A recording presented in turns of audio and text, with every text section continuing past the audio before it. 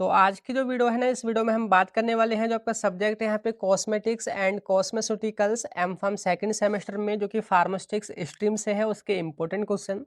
तो यहाँ पे देखिए जो क्वेश्चन है हमारे इस तरीके से रहेंगे कि अगर आपकी तैयारी नहीं है और अगर आप इन क्वेश्चंस को पढ़ करके चले जाते हैं तो आप यहाँ पे अच्छे नंबर से पास हो सकते हैं।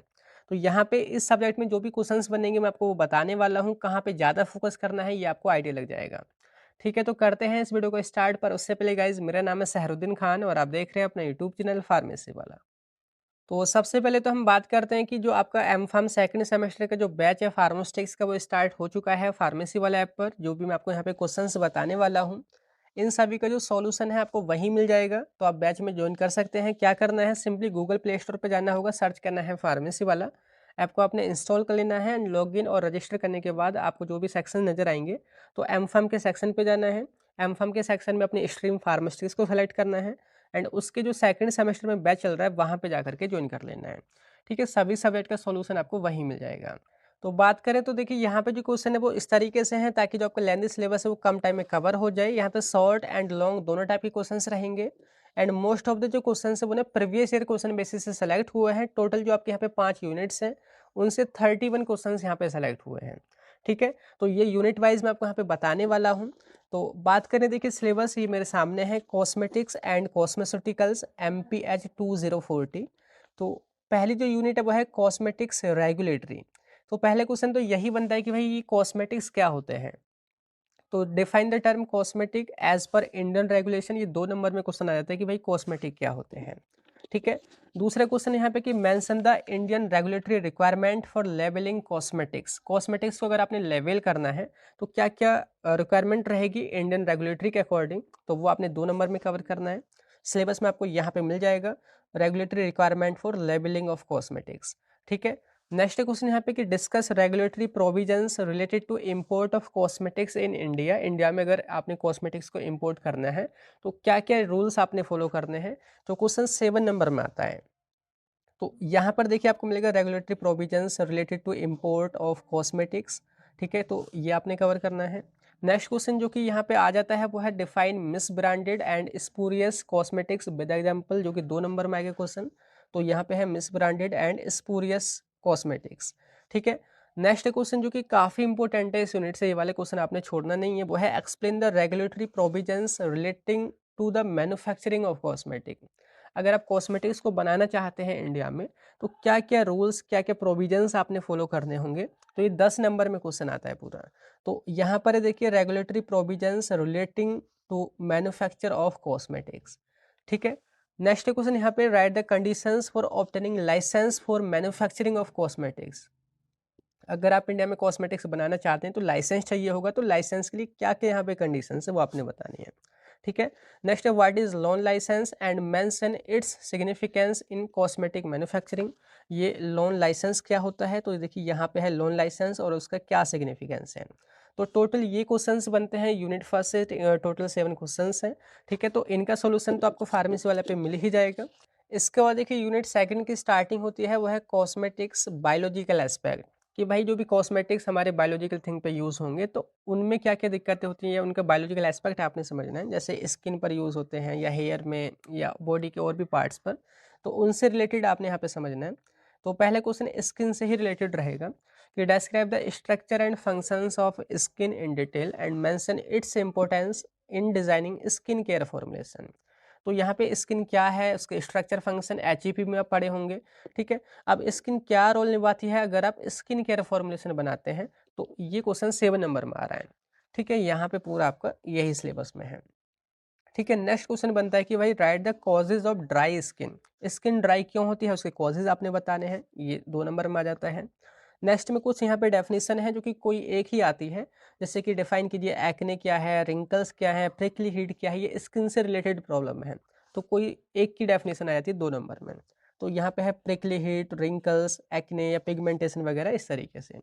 ठीक है, नेक्स्ट क्वेश्चन जो कि बहुत ही इंपॉर्टेंट है, देखिए इस यूनिट से 2 ही सबसे बड़े इंपॉर्टेंट क्वेश्चन है, पहला स्किन से रिलेटेड, दूसरा हेयर से रिलेटेड। कि हेयर के स्ट्रक्चर को आपने डिस्क्राइब करना है, हेयर जो ग्रोथ साइकिल है उसके स्टेजेस को बताना है और उसकी इंपॉर्टेंस बतानी है हेयर केयर में, जो कि 7 या 10 मार्क्स में क्वेश्चन बनता है। तो यहाँ पे है structure of hair, hair growth cycle वगैरह। ठीक है, नेक्स्ट है question, analyse the common problems associated with oral cavity. Oral cavity से रिलेटेड क्या क्या प्रॉब्लम्स हैं वो आपने यहाँ पे एनालिस्ट करनी है, 2 नंबर में क्वेश्चन है। एक और शॉर्ट क्वेश्चन है कि what are cleansing needs of scalp and underarm. Underarm या स्काल्प को साफ करने की क्या ज़रूरत है वो आपने शॉर्ट में बताना है। तो यहाँ पे देखिए ये है अंडर आर्म और यहाँ पे स्काल्प से रिलेटेड ज़रूरत क्लींजिंग की, एंड यहाँ पे ओरल कैविटी से रिलेटेड जो भी प्रॉब्लम वो आपने जस्ट एनालिस्ट करना है। तो इस तरीके से यूनिट सेकंड को आपने कवर करना है। नेक्स्ट जो यूनिट थर्ड आएगी आपकी वो है फॉर्मुलेशन बिल्डिंग ब्लॉक, कि अगर आप यहाँ पे कॉस्मेटिक्स को बना रहे हैं, कॉस्मेटिकल्स को बना रहे हैं, तो क्या क्या यहाँ पे आपकी रिक्वायरमेंट रहेगी, जो भी आपके बिल्डिंग ब्लॉक्स रहेंगे, तो वो आपने यहाँ पे सभी के बारे में डिस्कस करना है।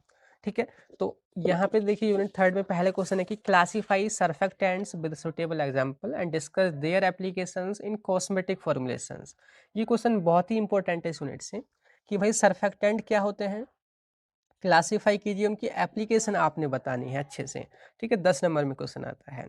नेक्स्ट क्वेश्चन यहाँ पे classify rheological additives used in cosmetics with suitable example, जो कि 2 नंबर में क्वेश्चन आ जाता है, या फिर अगर लॉन्ग में भी आएगा तो बना करके लिख देंगे।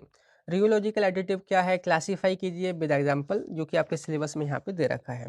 जैसे कि यह है rheological additives classification and application. ठीक है, नेक्स्ट क्वेश्चन जो है वो एंटी माइक्रोबियल से रिलेटेड बनता है, जो भी प्रिजर्वेटिव्स रहेंगे आपके, कि describe anti microbial preservatives used in cosmetic, and उनके आपने एडवांटेजेस और डिसएडवांटेजेस बताने हैं, एंड उनकी एफिकेसी को कौन कौन से फैक्टर्स अफेक्ट करते हैं, ये क्वेश्चन कवर करना है। 10 नंबर में या 7 नंबर में क्वेश्चन आता है, बहुत ही इंपॉर्टेंट है। ठीक है, नेक्स्ट यहाँ पे कि right the ingredient of vanishing cream, उनको जस्ट एनलिस्ट करना है, वेनिशिंग क्रीम किन किन इंग्रेडिएंट से बनी होती है, 2 नंबर में कवर करना है। ठीक है, नेक्स्ट यहाँ पे explain the building blocks involved in formulation of moisturising cream and shampoo. अगर आप शैम्पू या मॉइस्चराइजिंग क्रीम बना रहे हैं तो वो किन किन बिल्डिंग ब्लॉक्स किन किन मटेरियल से बनी होती है वो आपने बताना है, 7 नंबर में क्वेश्चन आ जाता है। तो सिलेबस में ही देखिए यहाँ पे आपको दे रखा है, जैसे बैनिशिंग क्रीम है, कोल्ड क्रीम, शैम्पू, टूथपेस्ट, आगे यहाँ पे मॉइस्चराइजिंग क्रीम। तो मॉइस्चराइजिंग क्रीम, शैम्पू, ये यहाँ पे आपने कवर करना है अच्छे से। ठीक है, next differentiate between soap and syndet bar with example, जो कि 2 नंबर में क्वेश्चन आता है। तो यहाँ पे आपको दे रखा है, देखिए सोप्स एंड सिंडेंट वार ये क्या होते हैं, इनको कंपेयर भी करना है। ठीक है, एक और यहाँ पे लास्ट क्वेश्चन है वो है classify perfumes and mention the ingredient listed as allergen in EU regulation, कि परफ्यूम क्या होते हैं क्लासीफाई कीजिए, और वो एलर्जन आपने एनलिस्ट करने हैं जो कि ईयू गाइडलाइन के अकॉर्डिंग जो है यहाँ पे एलर्जन है। ठीक है, 2 नंबर में कवर करना है, तो यहाँ पे ये दे रखा है। ठीक है, अब इसके बाद देखिए यूनिट फोर्थ स्टार्ट होती है, वो है design of cosmetical product. Cosmetical product क्या होते हैं, कैसे उनको आप बनाते हैं, वो सब चीज़ें आपने समझनी है। तो पहले तो क्वेश्चन यही है कि भाई कॉस्मेटिकल प्रोडक्ट्स क्या हैं, एग्जाम्पल के साथ में बताइए। दूसरा है क्लासीफाई कीजिए सनस्क्रीन क्या होती है, एंड उनके रेगुलेटरी एस्पेक्ट की, उनको आप कैसे अप्रूवल वगैरह लेते हैं, वो चीज़ आपने समझानी है, जो कि 7 नंबर में क्वेश्चन बनता है। तो सिलेबस में यहाँ पे है सन प्रोटेक्शन, सन स्क्रीन, उनका क्लासिफिकेशन, रेगुलेटरी एस्पेक्ट, यहाँ से क्वेश्चन बनता है। ठीक है, नेक्स्ट क्वेश्चन यहाँ पे रहेगा आपका, जो कि शॉर्ट में रहेगा, वो है define sun protection factor, short में SPF बोलते हैं, उसका सिग्निफिकेंस बताना है, 2 नंबर में आ जाता है। ठीक है, नेक्स्ट क्वेश्चन यहाँ पे right A note on the design of cosmetical product addressing dry skin and wrinkles, मतलब कि उन कॉस्मेटिकल्स प्रोडक्ट को आपने डिज़ाइन करना है जो कि स्किन के प्रॉब्लम को ठीक कर रहे हैं और रिंकल्स को ठीक कर रहे हैं, जो कि 7 या 10 मार्क्स में क्वेश्चन बन रहा है इस यूनिट से, बहुत ही इंपॉर्टेंट है। ठीक है, यहाँ पर देखिए एड्रेसिंग ड्राई स्किन, तो स्किन की जो प्रॉब्लम है, रिंकल वगैरह है, उनको जो भी ठीक कर रहे हैं उनको आपने कवर करना है। ठीक है, नेक्स्ट यहाँ पे एंटी डैंड्रफ जो फॉर्मुलेशन है उनके इंग्रेडिएंट लिखने हैं, 2 नंबर में। इसके बाद देखिए एक और क्वेश्चन है इस यूनिट से, वो है what is body odour and mention any 2 factors या causes responsible for it. Body में जो भी स्मेल आती है, ऑर्डर आती है, वो क्या है, उसके 2 कॉजेज बताने हैं, 2 नंबर में क्वेश्चन कवर करना है। अब इसके बाद देखिए यूनिट फिफ्थ स्टार्ट होती है, उसका नेम है यहाँ पे हर्बल कॉस्मेटिक्स। तो पहले क्वेश्चन आपका ये बनता है यहाँ पे कि discuss the role of herbal ingredient used in skin care and hair care cosmetic formulations with suitable example, जो कि यहाँ पे 7 नंबर में क्वेश्चन आता है मोस्टली, कि भाई यहाँ पे जो हर्बल के इंग्रेडिएंट जो भी होते हैं उनका क्या रोल है अगर आप हेयर केयर प्रोडक्ट बना रहे हैं या स्किन केयर प्रोडक्ट बना रहे हैं। ठीक है, ये आपने कवर करना है। नेक्स्ट क्वेश्चन जो आपका रहेगा बहुत ही इंपॉर्टेंट रहता है, शॉर्ट क्वेश्चन है, वो है mention the advantages of herbal cosmetics over synthetic cosmetic. जो आपके सिंथेटिक कॉस्मेटिक है उनके कंपेयर में अगर आप हर्बल को देखो तो उन कॉस्मेटिक्स के क्या फ़ायदे हैं, शॉर्ट में कवर करना है। ठीक है, नेक्स्ट जो इस यूनिट से रहेगा वो है कॉस्मोस गाइडलाइन क्या होती है for herbal cosmetics with respect to emulsifier and rheology modifier. तो ये आपने कवर करना है, 7 मार्क्स में क्वेश्चन रहेगा। तो यहाँ पे है देखिए guidelines, review of guidelines for herbal cosmetics by private bodies like Cosmos with respect to, आपने किसे कवर करना है, इमल्सिफायर एंड रियोलॉजी मॉडिफायर। ठीक है। नेक्स्ट यहाँ पे क्वेश्चन वो है define foaming agent with example. Foaming agent दे रखा है, शॉर्ट में कवर करना है। लास्ट में एक और है कि भाई discuss the challenges involved in formulation of herbal cosmetic. जब ये आप हर्बल कॉस्मेटिक बना रहे हैं तो क्या क्या चैलेंजेस इन्वॉल्व होते हैं, तो लास्ट में यही दे रखा है यहाँ पे, challenges in formulating herbal cosmetics. ठीक है। तो इस तरीके से टोटल आपके 31 क्वेश्चन बनते हैं इन 5 यूनिट से। अगर आप इनको पढ़ लेंगे तो अच्छे से पास हो जाएंगे। इनका सॉल्यूशन आपको फार्मेसी वाले ऐप पे मिल ही जाएगा। तो यही था आज के इस वीडियो में, बाकी फिर मिलते हैं किसी नेक्स्ट वीडियो में। तब तक के लिए bye bye, thank you, have a nice day.